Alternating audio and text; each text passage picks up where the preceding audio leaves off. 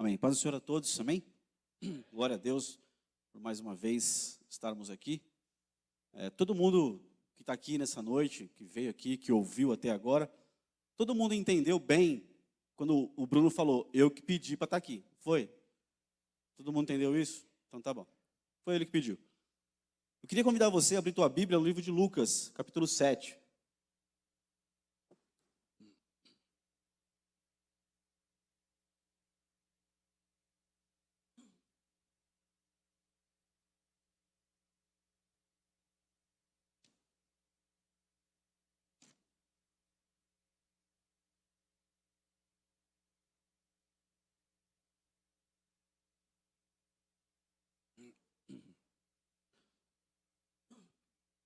Amém. Lucas capítulo 7.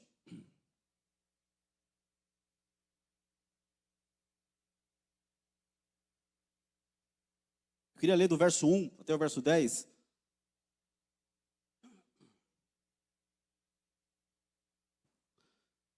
Diz assim: havendo concluído suas instruções aos discípulos e ao povo, Jesus entrou em Cafarnaum. E o servo de um centurião, a quem este muito estimava, estava doente e à beira da morte. O centurião havia ouvido falar de Jesus e, por isso, lhe enviou alguns líderes religiosos dos judeus, alguns anciãos, pedindo que fosse curar seu servo. Então, aproximando-se de Jesus, apelaram-lhe com muitas súplicas: este é um homem que merece que lhe concedas esse favor, pois trata nosso povo com elevada consideração. E ele mesmo construiu nossa sinagoga. Então Jesus seguiu com eles, mas, ao chegarem nas proximidades da residência, o centurião enviou-lhes alguns amigos para lhes entregarem a seguinte notícia: Senhor, não te incomodes, porque sei que não sou digno de receber-te sob o meu teto, ou sob o teto da minha casa. Por isso, nem mesmo me considerei merecedor de ir ao teu encontro. Mas ordena com uma só palavra, e o meu servo será curado. Pois eu também sou homem sujeito à autoridade. E tenho soldados sob o meu comando. Mando a um, vai, e ele vai. E ao outro, vem, e ele vem. E ao meu servo, faze isso, e ele o faz. Ao ouvir essa declaração, Jesus muito se admirou dele. E voltando-se para a multidão que o acompanhava, exclamou: asseguro-vos que nem mesmo em Israel encontrei uma fé como esta. E aconteceu que os homens que haviam sido enviados retornaram para a casa do centurião, e ao chegarem lá, encontraram o servo dele totalmente curado. Aleluia. Glória a Deus. Eu queria ser breve. Aleluia. É verdade. Se passar um pouquinho do horário, a culpa não foi minha. Vocês viram que hoje saiu fora da programação normal, então tenha aí paciência, tolerância com a gente. Você orou aqui por nós, pelos pastores, então quando a gente atrasar um pouquinho, irmão, lembra da oração, lembra de Hebreus 13:7, amém? A gente podia fazer umas fichinhas e você carregar na carteira aí no bolso, Hebreus 13:7, lembrai-vos dos vossos pastores. Então, fica firme aí, tá? O teu lanche pode esperar um pouquinho, vai ser rápido mesmo. Assim, eu queria dizer para você algumas coisas que o Senhor colocou no meu coração nessa tarde, sobre esse texto, e chamou muita atenção, enquanto eu fechei os meus olhos para pedir ao Senhor, por misericórdia, uma palavra. Não que eu fiz só hoje isso, mas a gente vem fazendo isso, né? E às vezes o Senhor parece atrasar, né? Parece tardar em responder, mas Ele é fiel, Ele vem na hora certa, Ele vem na hora dele, do jeito dele. comigo é de um jeito diferente. Então, glória a Deus, porque Ele tem uma palavra para o meu coração, para o teu coração nessa noite. Então, essa história aqui é a história de um centurião. Um centurião, ele é um líder romano de guardas. Ele é um chefe de 100 soldados romanos. E ele é um centurião que cuida aí, então, de 100 homens. Ele tem 100 homens abaixo da sua autoridade. E agora Jesus vai mostrar uma história maravilhosa, o Evangelho vai mostrar uma história maravilhosa sobre a vida desse homem aqui e o que Jesus faz por causa da atitude desse homem. Mas eu queria ler de novo com você. Se puder colocar ali outra versão, põe, pode ser revista corrigida ou pode ser corrigida fiel, pode ser revista corrigida, por favor, do verso 1 ao 5. A gente vai ler mais uma vez esse pedaço, que diz assim: depois de concluir todos esses discursos perante o povo, entrou em Cafarnaum. E o servo de um certo centurião, a quem este muito estimava, estava doente e moribundo. E quando ouviu falar de Jesus, enviou-lhe uns anciãos dos judeus, rogando-lhe que viesse curar o seu servo. E chegando eles junto de Jesus, rogaram-lhe muito, dizendo: é digno de que lhes conceda isso, porque ama a nossa nação, e ele mesmo nos edificou a sinagoga. Então, veja que a história diz que esse homem centurião, aí, chefe de 100 soldados, ele tem 100 soldados debaixo das suas ordens, que servem a ele. E aí a Bíblia diz que um dia um dos seus servos, um dos seus soldados, ficou doente, quase à morte, moribundo, quase batendo as botas.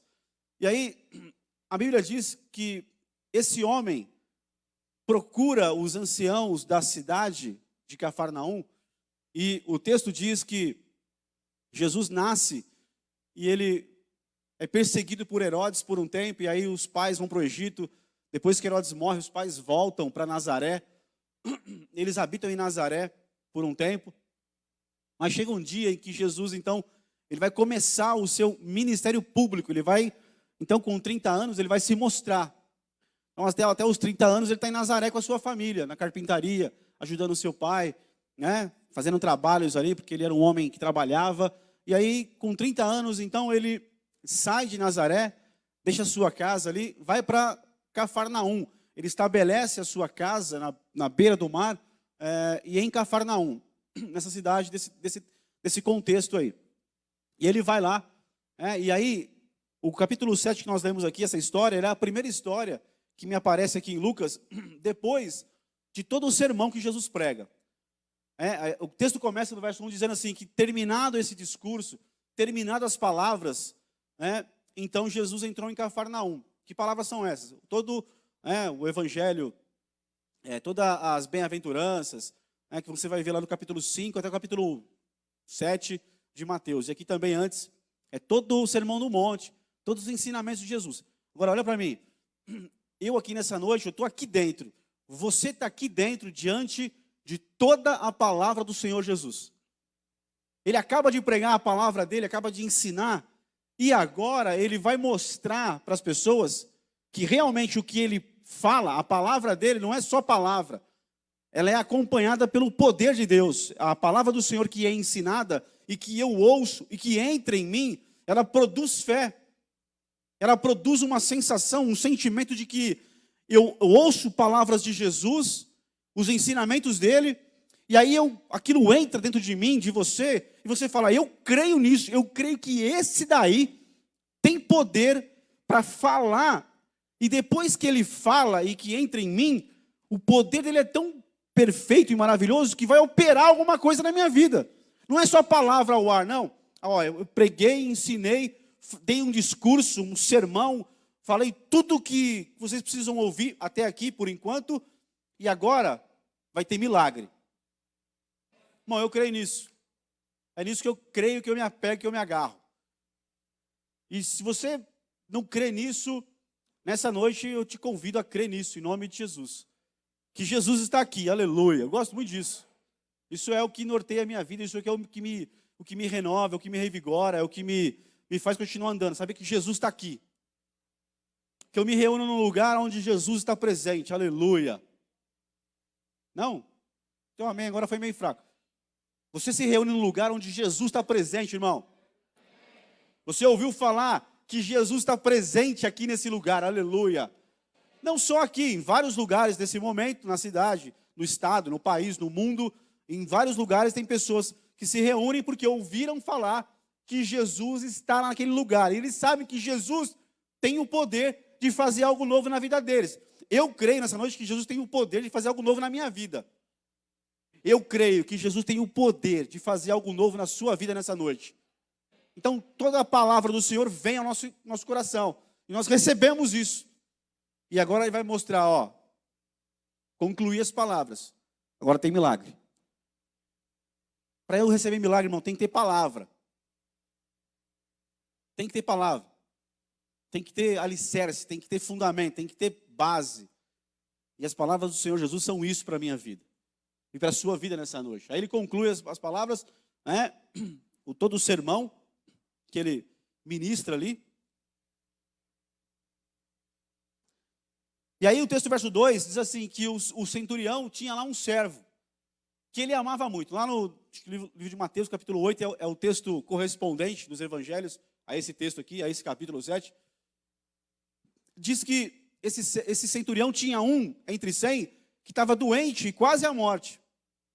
E que ele estimava muito esse centurião, esse servo. O centurião estimava muito, ele amava esse soldado que estava doente, quase à morte. No livro de Mateus, capítulo 8, que é o texto que eu falei correspondente, diz que quando esse homem procura Jesus, lá é diferente o texto, mas ele diz que Jesus, ó, meu servo está doente, quase à morte, ó, para mim ele tem um alto preço, ele tem valor para mim. Aí aqui diz que ele tinha uma grande estima por esse soldado, que estava doente, quase à morte. Isso é maravilhoso. Eu entender que um centurião, chefe de exército, um general, um capitão, que tem 100 soldados, que tem que estar na frente de 100 homens, do maior exército da época, que era o de Roma, que dominou quase todo o mundo. E imagina deve ter visto aqueles filmes antigos de época, de que mostra o exército romano, como é que era. Não sei quem já assistiu aqui o filme do Gladiador, do Máximos, que é o filme...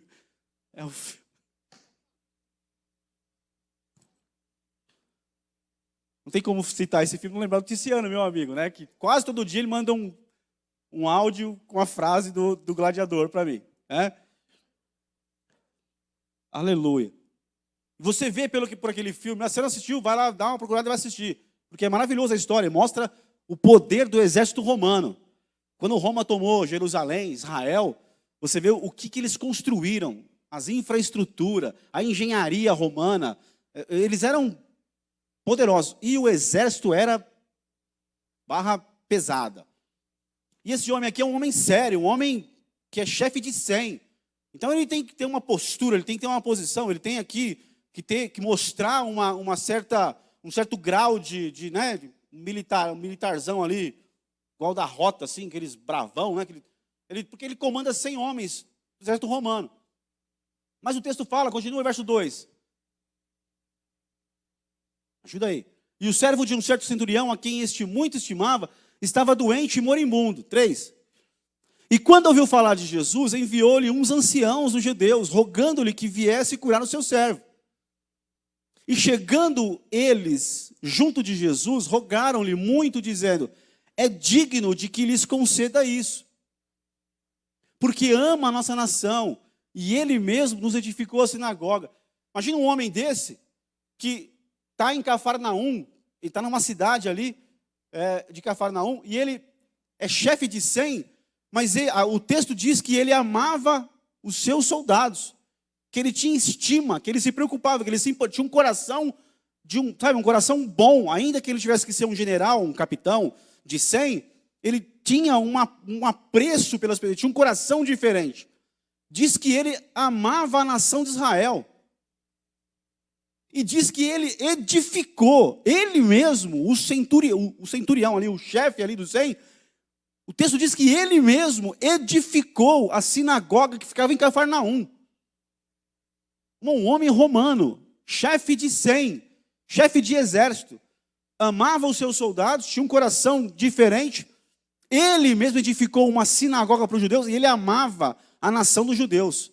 O opressor que estava ali para escravizar Israel era um homem diferente, era um homem que tinha um coração e ele edificou para Deus.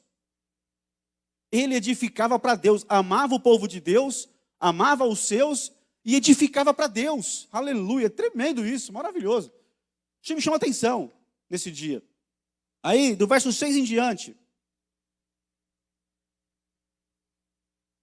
Vamos voltar um pouquinho. Deixa o verso 6 aí. Põe no verso 3 ao 5, por favor. E quando ouviu falar de Jesus, enviou-lhes uns anciãos dos judeus, rogando-lhe que viesse curar o seu servo.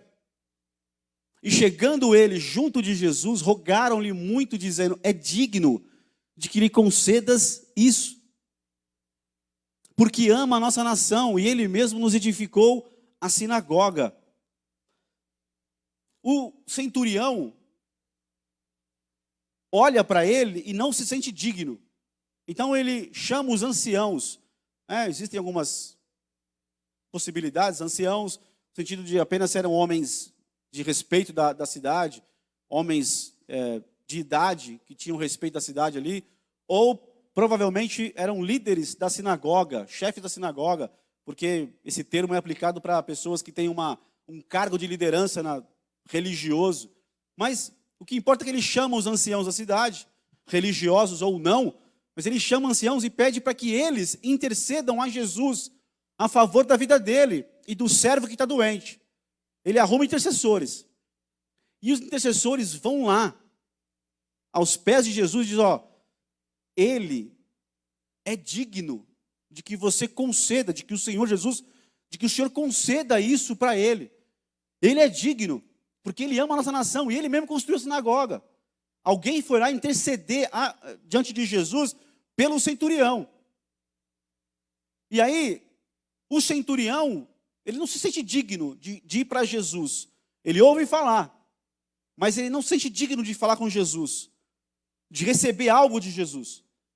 Então ele arruma intercessores. E eles vão lá e fazem esse pedido para Jesus.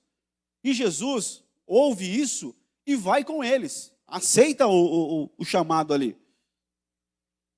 6 e 7. E foi Jesus com eles, mas quando já estava perto da casa, enviou-lhes um centurião, uns amigos, dizendo-lhe: Senhor, não te incomodes, porque não sou digno de que entres debaixo do meu telhado. E por isso nem ainda me julguei digno de ir ter contigo. Dize, porém, uma palavra, e o meu criado sarará. Ele não se sentia digno. Por mais que ele era um homem de coração bom, amava os seus soldados, amava a nação de Israel, construiu, edificou o templo ali, uma sinagoga para o povo judeu, ele diz duas vezes na revista corrigida, ele não se sentia digno de Jesus dentro do seu telhado, debaixo do seu telhado, na sua casa. E de que Jesus, de chegar até Jesus, de fazer algum pedido para Jesus, ele não se sentia digno disso. E aí, o texto vai continuar, verso 8.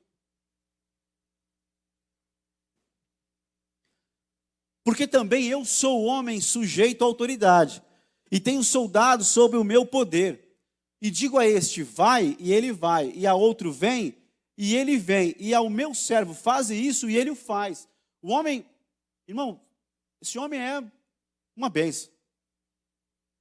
Amava os seus, amava a nação de Israel, o povo de Deus, construiu para Deus uma sinagoga, para o povo de Deus, mas com o intuito de adorar a Deus, edificou para Deus.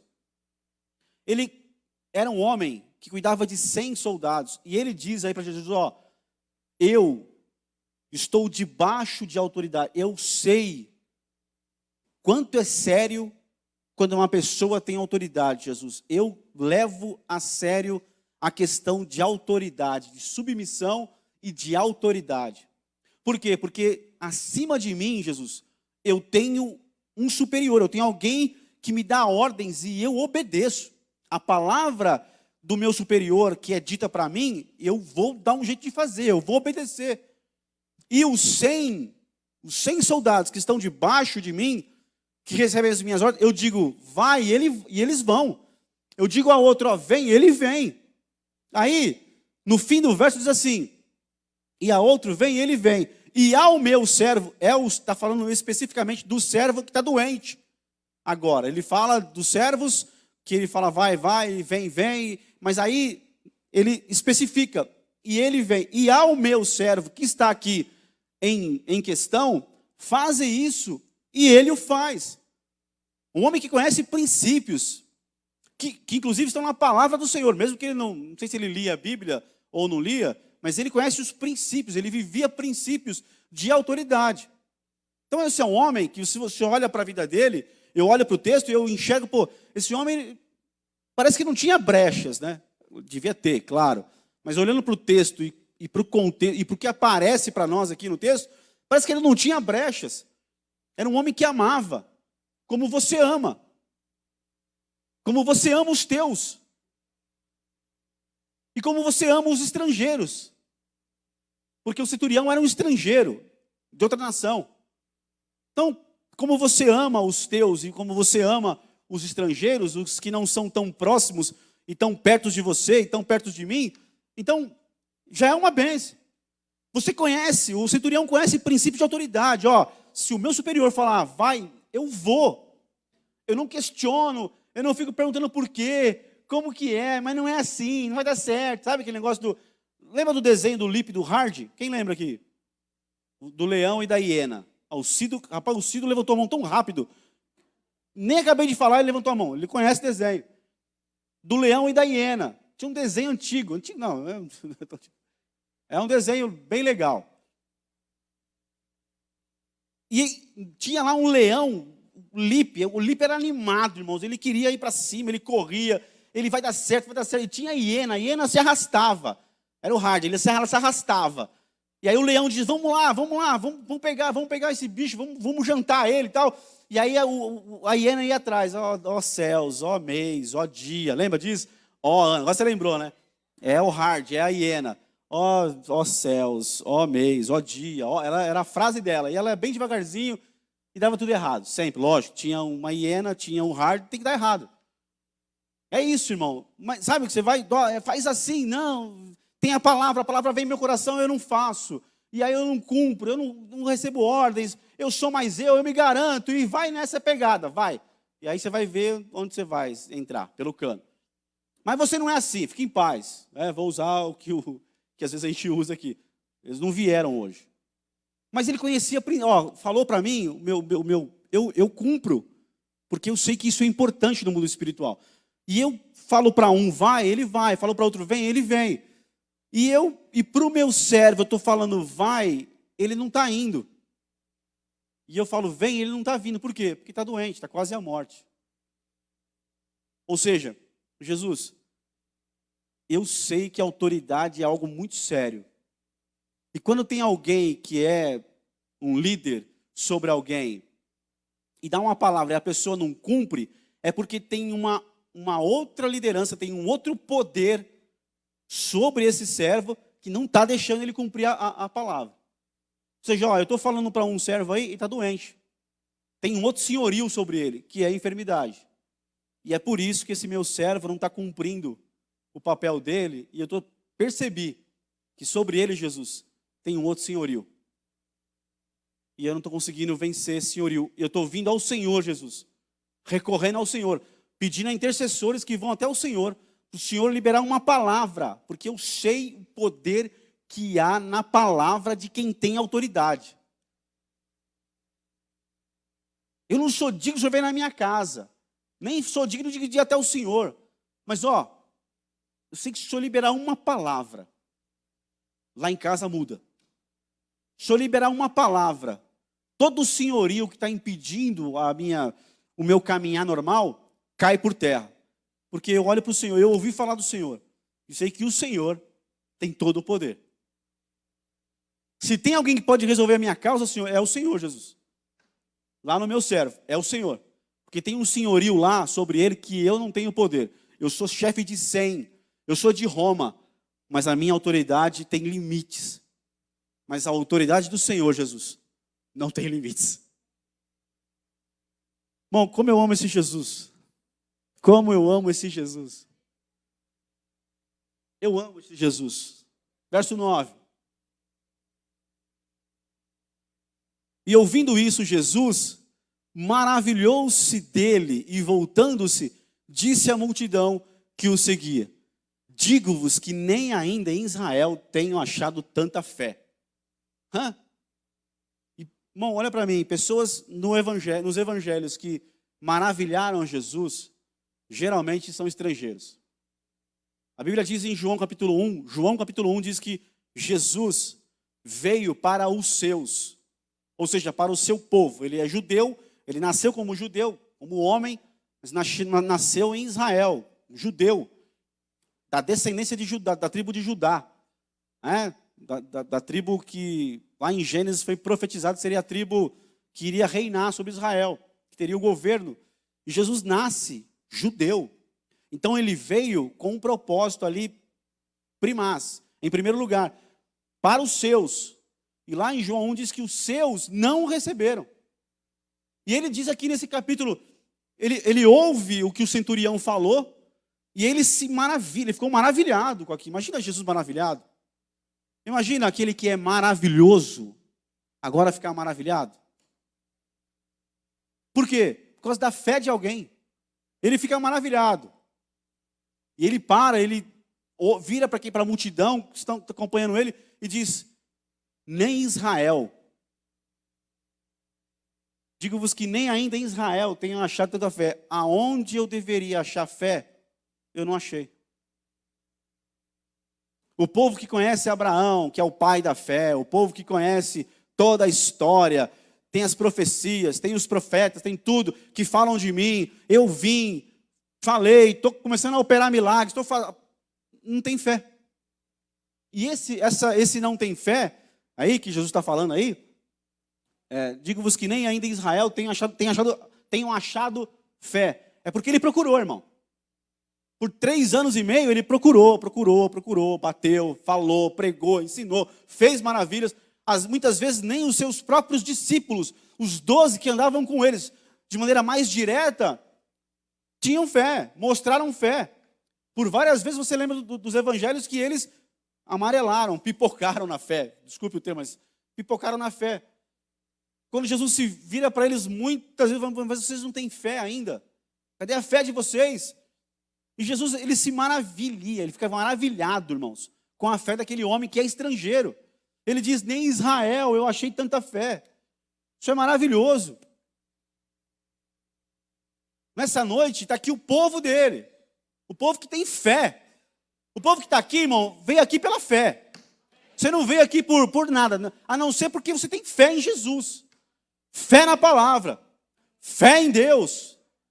Você tem fé, por isso que você se move, você se levanta de casa, às vezes está arrastando, mas você vai, por quê? Porque a tua fé te faz você se levantar e vir. Por quê? Porque haverá uma palavra, haverá uma oração, haverá uma liberação, haverá um milagre, haverá, aleluia. Por quê? Porque ele está aqui, irmão. O duro é ele olhar para essa noite, para esse lugar, para a minha vida, e dizer, ô Marcos, eu esperava achar essa fé em você, mas eu não achei.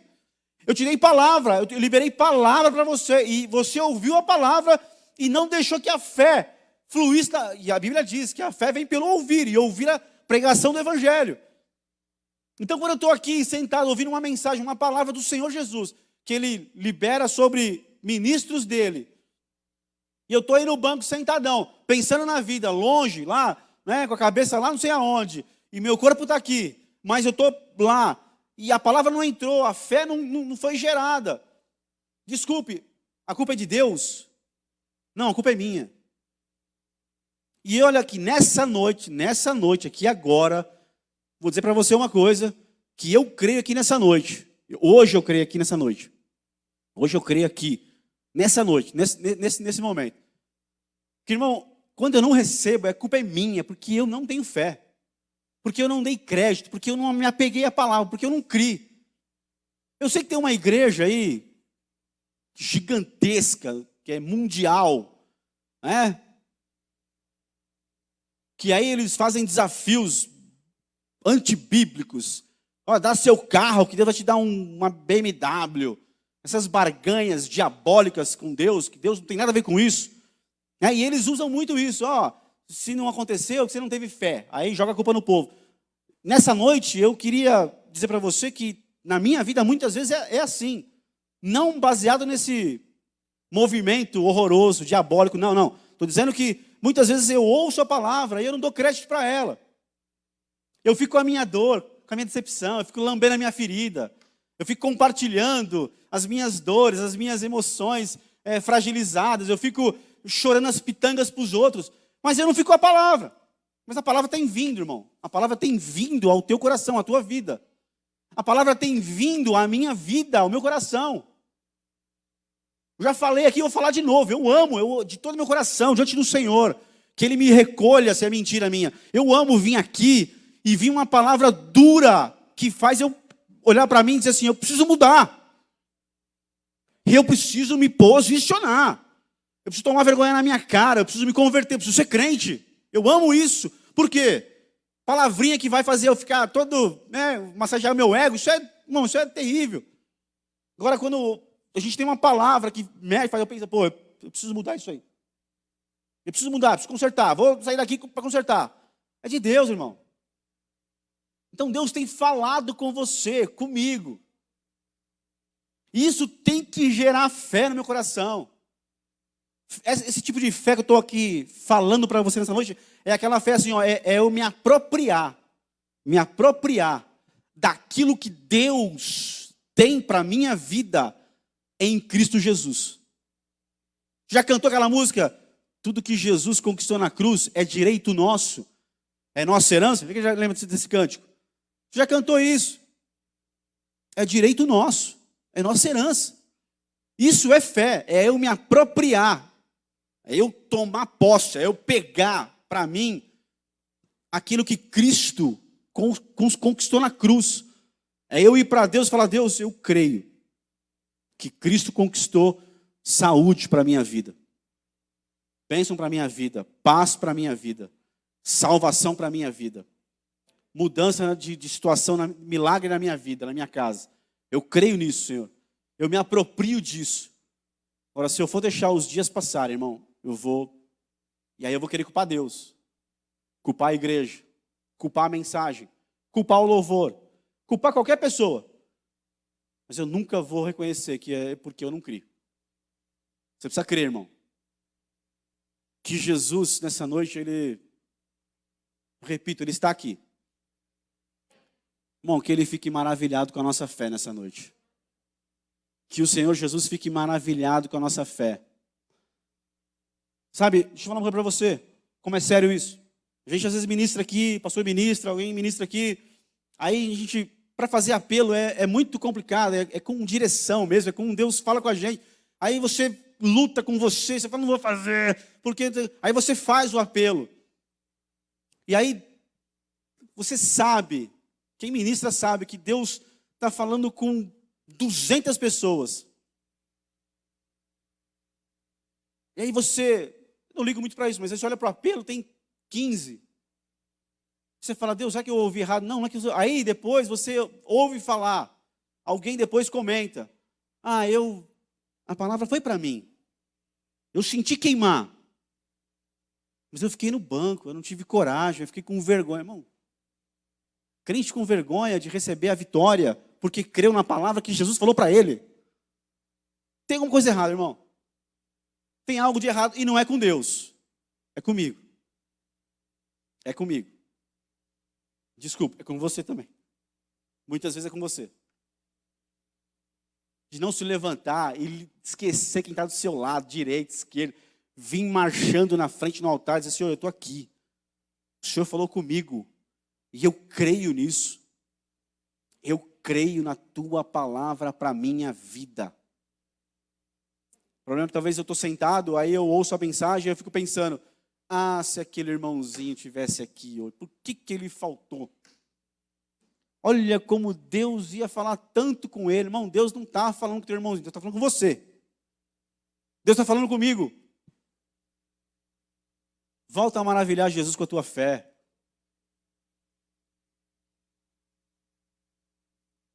Eu gosto muito do meu amigo Júlio. Cadê o Júlio? Tá aí? Cadê o Júlio? Tá lá no fundo. Gosto muito do meu amigo Júlio. Gosto do saudosismo dele, muitas vezes. E às vezes me dá saudade também de tempos em que, cara, a gente tinha tanta fome, tanta sede de Deus. E Deus fez tantas maravilhas. Às vezes eu olho para mim, a gente ficou, às vezes talvez ficou técnico, ficou, sei lá, ficou tudo. E aí não tem lugar mais para quebrantamento, para me jogar, para me humilhar, para gritar, para dizer, Senhor, eu estou aqui, é comigo, essa palavra é comigo. Eu lembro que eu me converti, quantos anos eu fui na frente, em apelos, irmão, ia direto. Já tinha Jesus, já estava batizado, eu ia nos apelos, eu recebia. Eu me lembro que uma vez eu fui num apelo, domingo à noite, e aí umas pessoas ficaram endemoniadas, caíram possessas, eu fiquei lá em pé, e eu olhei e falei, cara, nunca fiquei possesso. Verdade, cara. Aí eu olhei aquilo e me incomodou. Por quê? Porque, eu tinha um histórico feio e tal, aí eu lembro que acabou o culto, assim, lá na Rua Amazonas, e eu estava naquele pátio ali, e o pastor Saul estava indo assim lá para a sala dele, e eu saí correndo, eu falei, tinha uma cantina lá na época, tinha uma cantina lá, ele estava indo para a cantina, aquela cantina horrorosa, e estava indo para lá assim, eu corri para e eu corri para ele assim, eu falei, vem cá, pastor. Ele falou, o que foi, cara? Eu falei, eu tive um apelo agora aqui, o cara de fora pregou, falou de tem que ser liberto, você que nunca ficou possesso, cuidado que você tem que ser liberto ainda, e eu nunca fui possesso. Aí ele olhou e falou, calma, não é bem assim. Não é bem assim, tem pessoas que realmente o diabo veio, entrou nelas, possuiu elas têm que ser libertas. Tem pessoas que foram só acompanhadas, influenciadas por demônios, e os demônios não entraram mesmo, não fizeram morada lá dentro. Fique em paz, é uma bênção, está de Deus, deu uma aliviada boa. Aí eu falei, ufa, tá bom, nunca mais quero ser possesso, ficar possesso, aleluia. Não, mas eu não queria, eu só fiquei preocupado de estar escondido alguma coisa em mim. E olha para mim aqui, se tiver algo escondido em mim, tem que sair, em nome de Jesus. Tem que sair. E quem pode fazer isso é Jesus, irmão. Que ele se maravilhe nessa noite, que ele fique maravilhado com a sua fé. Tem luta lá, tem situação, tem problema, tem alguma coisa. É noite de Jesus ficar maravilhado com a sua fé. Você vai crer de tal maneira que nessa noite, e ele vai fazer um milagre maravilhoso na sua vida, irmão. Creia nisso. No verso 10. E voltando para casa, os que foram enviados, acharam são o servo enfermo. Aleluia. Como eu já disse, eu precisava voltar e falar isso, que algumas pessoas que maravilharam Jesus com a sua fé. Esse homem é estrangeiro, ele é romano. A mulher sírio-fenícia, cananeia, ela também constrangeu Jesus com a fé dela. Insistiu com Jesus. Jesus falou, eu não vim para os cachorrinhos, eu vim para o povo de Israel. E ela diz, mas até os cachorrinhos comem das migalhas que caem na mesa do seu Senhor. Aí ele para, ele fala, tua fé, mulher, vai que a tua fé teve resultado, tem resposta. Aquilo chamou a atenção de Jesus, pessoas estrangeiras. Irmão, é preocupante, às vezes, quando é uma bênção que os visitantes venham, recebam uma palavra, creem e vão embora com o seu milagre. Mas, ao mesmo tempo, é duro quando você vê pessoas que estão tanto tempo na caminhada com Jesus, já não creem mais, ficaram com o coração amortecido. Estão indiferentes à palavra, indiferentes à presença de Jesus. Sabe, virou uma coisa, às vezes, não estou dizendo aqui, estou dizendo agora, estou dizendo na nossa igreja, estou dizendo que eu posso correr esse risco de vir e tornar tudo isso daqui apenas uma reunião de encontro, onde eu vou ver alguém, eu vou resolver um problema, eu vou, sei lá, eu vou me dar bem em alguma situação. Não, bom, Jesus está aqui. Você precisa crer nisso, você precisa pegar isso no teu coração, no teu espírito, você precisa crer. Jesus está aqui, o Senhor, o Deus que encarnou, que morreu na cruz por nós, Ele está aqui presente. Ele ressuscitou, irmão, Ele está aqui. Ele anda no meio da sua igreja, Ele está aqui, olhando para você, olhando para mim. Talvez Ele está aí agora do seu lado, na cadeira, sentado, olhando para você e dizendo assim, tua fé está meio fria, hein? Você está meio indiferentão. Você está meio amortecido. Você está pensando no teu dinheiro, nas tuas bênçãos, nas coisas que você conquistou. Escuta, irmão, Jesus tem muito mais para fazer na tua vida ainda. Agora, o que tem tudo isso aqui a ver comigo e com você? Tem tudo a ver com você e comigo esse texto. Tudo a ver. Primeiro, porque você tem questões na sua vida. Esse homem aqui, ele amava os seus, ele amava a nação, ele construía para Deus. Pessoas que constroem para Deus, que amam, que constroem para Deus. Davi construiu para Deus. Pessoas que construíram, edificaram para Deus, irmãos. Deus olha para elas, Deus leva em conta isso. A Bíblia diz que esse homem aqui, ele olha para Jesus e diz: eu não sou digno. Os anciãos vão lá para Jesus e dizem: ele é digno sim. Por quê? Porque a condição, ele olha para ele e ele se sente indigno. Mas nós estamos dizendo para o Senhor, os intercessores: Senhor, ele é digno sim, de que faças esse favor para ele. Ele é digno, porque ele amou o seu servo, ele ama a nação de Israel, e ele construiu para Deus. Ele é digno. Eu aqui hoje, sentado ali, enquanto o Bruno falava, a Vanessa falava, lógico que me senti totalmente indigno. Eu não sou digno, nada disso. Me senti completamente indigno de tudo isso, de uma cesta, de uma oferta, de uma palavra, me senti indigno. Mas naquela hora, o Senhor veio e disse: opa, você vai pregar sobre isso. Você, lá atrás, era indigno. Nós éramos indignos. Mas, irmão, um dia você olhou para a cruz. Um dia alguém falou para você do Evangelho. E você olhou para a cruz e você descobriu um amor tão grande, tão grande, tão grande, tão grande por sua vida. Amor que homem nenhum, mulher nenhuma, mãe nenhum, pai nenhum, filho nenhum, amigo nenhum derramou sobre o seu coração. Mas Jesus amou você assim. Amor incondicional. Está escrito em Romanos 5,8 que ele nos amou, sendo nós ainda pecadores. Talvez um justo morra por outro justo, mas Jesus morreu por mim, completamente indigno. Mas ele morreu por mim e ressuscitou. E diz: eu estou subindo para o meu Pai, vosso Pai. Meu Deus, vosso Deus. Vocês não eram povo, agora vocês são povo. Vocês não tinham paternidade, agora vocês têm um Pai, Deus. Você um dia olhou para o Evangelho, e se não olhou ainda, olhe nessa noite para Jesus, olhe para a cruz, e saiba, Ele morreu por você, ressuscitou por você. Ele te ama profundamente. Põe aí para mim, por favor, Romanos 8:26, que é o texto que eu queria que você levasse muito a sério nessa noite. Romanos 8:26.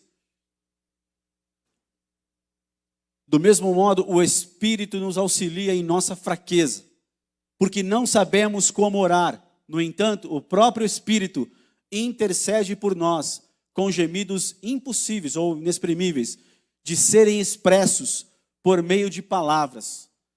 Há um intercessor dentro de você. Não, você não entendeu. Está se sentindo indigno, mas você é digno. Porque Jesus morreu na cruz, ressuscitou, é o teu Senhor hoje. Então você é digno. Porque o Espírito Santo veio habitar em você. E Ele intercede ao Pai a teu favor. Não são os anciãos que vão lá falar de Jesus a meu respeito, sobre os meus pedidos, não. O Espírito Santo que habita em mim intercede por mim junto a Jesus, junto ao Pai.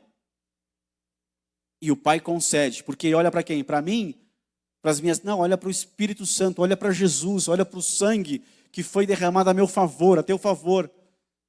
E vê que agora, por causa de Jesus, você é filho dele, filho desse Pai. Então, quando você ora, tem lá o ancião, tem lá o servo, tem lá uma necessidade, tem lá alguém que você ama, tem lá uma circunstância, tem lá uma situação, tem lá uma enfermidade, tem lá uma dor, tem lá sei lá o quê. Você, nessa noite, tem um intercessor diante do Pai. que é o Espírito Santo que habita em você, ele diz para o Pai, ele é digno, ela é digna. O Senhor pode conceder essa bênção na vida dele, essa bênção na vida dela. Agora, quero te perguntar uma coisa. Eles disseram, ele é digno sim, porque ele ama a nossa nação e ele construiu para Deus. Você ama? Você tem perdoado? Eu tenho amado as pessoas de verdade. Eu tenho amado os meus. Eu tenho amado os estrangeiros, eu tenho amado quem não é tão perto de mim, está um pouco longe. Eu tenho construído algo para Deus. Quando esse homem construiu para Deus, ele não tinha problema. Ele não construiu para Deus a sinagoga, para o povo, porque ele tinha problemas, pensando em fazer uma barganha no futuro. Não, quando ele construiu, não tinha servo doente, não tinha necessidades na vida dele. Ele apenas decidiu construir para Deus, de coração, com alegria, com prazer. Eu imagino que quando ele construiu a sinagoga para Deus, para o povo de Israel, estava tudo bem para ele, estava na bênção, ele tinha lá o recurso, ele tinha condições, ele construiu, ele próprio construiu a sinagoga.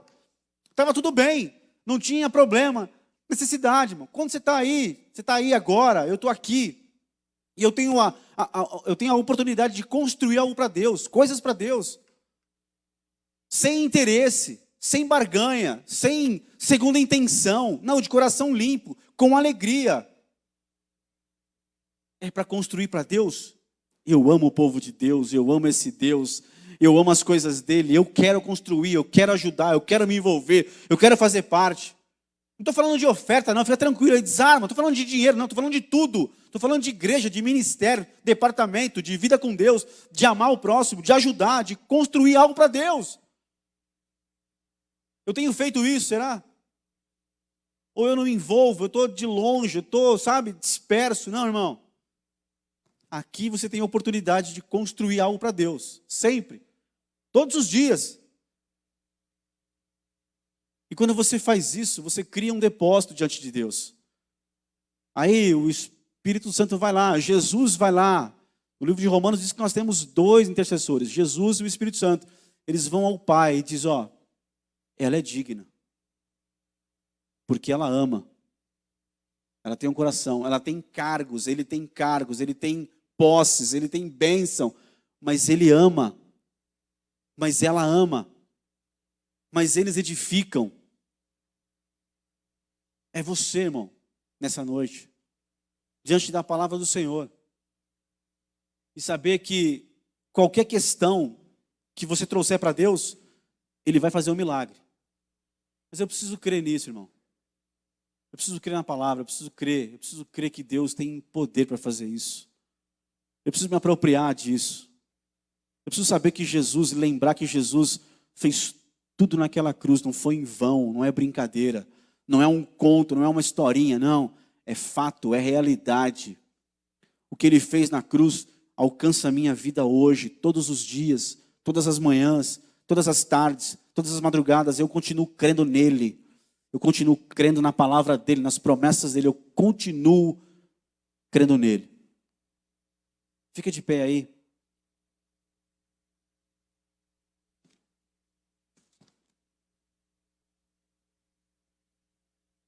Fecha os teus olhos. Nós queríamos cantar um cântico aqui. Você vai apresentar a Deus aí.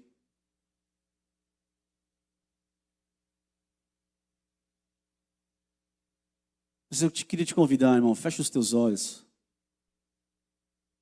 Abra o teu coração nessa noite. Jesus está olhando para você, olhando para mim, dizendo, você é digno. O Espírito Santo está diante do Pai, dizendo, ele é digno, ela é digna. Ainda que entrou aqui se sentindo indigno, Pai, eu habito dentro dela, eu habito dentro dele. E ele tem um coração bom, ela ama, ela perdoa, ele ama, ele perdoa. Ele ama o povo do Senhor, ela ama o povo do Senhor, ela ama a igreja, ele ama a igreja. Ele não fala mal da igreja, ela não fala mal da igreja. Ele conhece princípio de autoridade, ela conhece princípio de autoridade. Olha quantas coisas boas que validavam o pedido desse homem diante de Deus. Esse homem diz para Deus: Senhor Jesus, uma palavra tua basta. Eu estou me sentindo indigno. Mas os anciãos disseram que eu sou digno. O Espírito Santo diz que você é digno nessa noite. Sabe, na hora do louvor aqui, o Senhor me mostrava assim, pessoas ajoelhadas, colocando tijolinhos assim, colocando um pouquinho de massa, colocando tijolos pequenos e edificando para Deus. Você está aqui nessa noite. Ô edificador de Deus, você está aqui nessa noite. Edificadora, você está aqui nessa noite. Você é digno, você é digna, não pelos teus méritos, não pelos meus méritos, mas porque Jesus morreu na cruz por nós. Porque hoje o Espírito Santo habita em nós. Porque é Ele que ora ao Pai, dizendo: Pai, tem perdão no coração dele, tem perdão no coração dela, tem edificação na vida deles, tem princípios de autoridade na vida deles. Bom, que venha uma palavra de Jesus para a tua vida nessa noite aqui. E a palavra de Jesus para a tua vida não é igual para a minha vida. A palavra de Jesus para a minha vida hoje não é igual para a tua vida. Ele tem uma palavra dele para cada um de nós. É uma enfermidade lá? É uma tristeza? É uma porta que fechou? É alguém que está enfermo, quase à morte, e precisa da intervenção de Jesus essa noite? É uma dor aí na sua alma muito grande, que está quase te vencendo. Há um outro senhorio sobre você nessa noite, mas vai cair por terra aqui nesse lugar, nessa noite, em nome de Jesus. Porque aqui há só um senhorio, há só um Senhor, e é Jesus de Nazaré, aleluia. É o Senhor Todo-Poderoso. Fecha os teus olhos aí, adora o Senhor, e apresente a Ele agora, em nome de Jesus.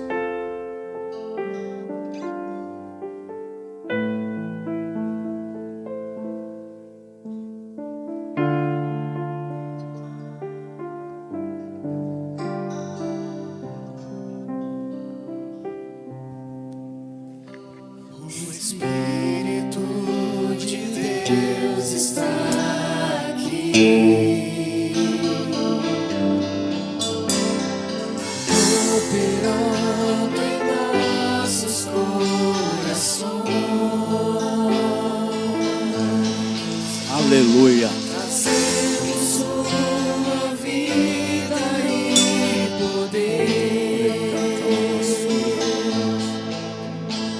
ministrando sua graça e amor. Aleluia. Os feridos de alma são curados. Cativos e oprimidos livres são. Aleluia. Os enfermos e doentes são sarados, pois o Espírito de Deus está aqui. Aleluia. Aleluia. O Espírito de Deus está aqui,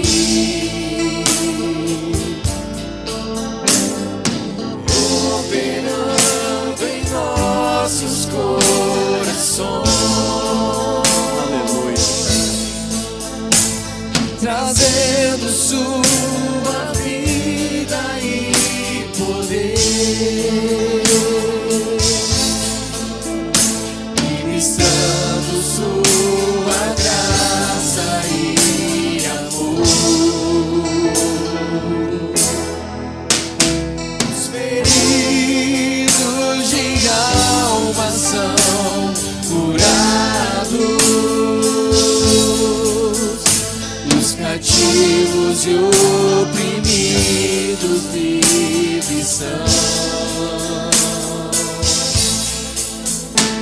Os enfermos e doentes são sarados, pois o Espírito de Deus está aqui.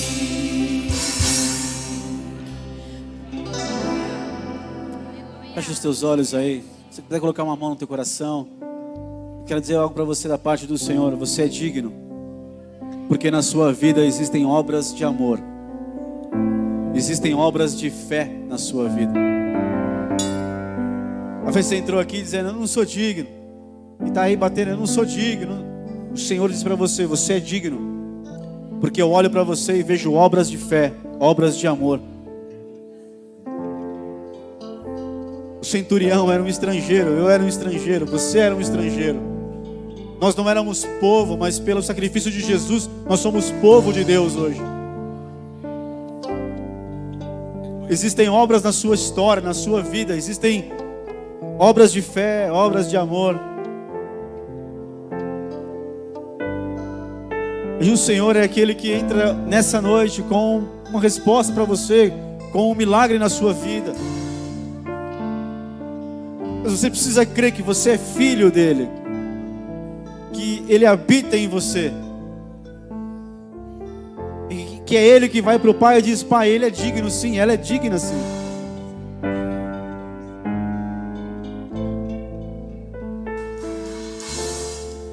Aquele lá vai ser curado, aquela lá vai ser curada, aquele lá vai ser alcançado nessa noite, aquela lá vai ser alcançada nessa noite. Haverá resgate da parte do Senhor na sua casa, na sua vida, na sua família. Haverá resgate na sua história, nas suas coisas. Porque é Ele que libera uma palavra, e por fé eu creio nessa palavra. Como você ouviu aqui nessa noite: eu sou contigo, Ele é contigo, Ele é comigo. É Ele que abre uma nova porta. É Ele que faz a médica, o médico, a técnica, o técnico de instrumentos, de exames.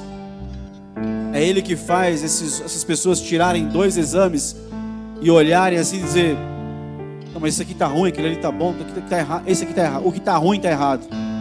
O exame que está ruim está errado. E jogar na lata do lixo e dizer assim: o exame que está bom, que é favorável a você, é esse que está certo. É Deus que faz essas coisas. É Deus que vai dizendo: não tem nada. Mas você olha e fala: mas eu tenho os sintomas, eu estou aqui. Não, mas não tem nada. É porque nós achamos que somos indignos de receber. Mas você é digno de receber. Você é digna, porque você é filho, porque você é filha. Porque existem obras de fé na sua vida, obras de amor na sua história, na sua caminhada. Pai, nós te louvamos por essa noite, por tua palavra, Senhor. Nós pedimos que o Senhor fique conosco e que opere maravilhas ainda em nossos dias.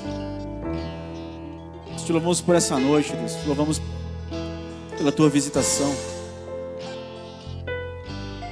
Tudo aquilo que eu não consegui, Senhor, o Senhor é aquele que consegue todas as coisas, que pode todas as coisas. Nós te louvamos nessa noite, Pai, em nome de Jesus. Amém e amém. Amém.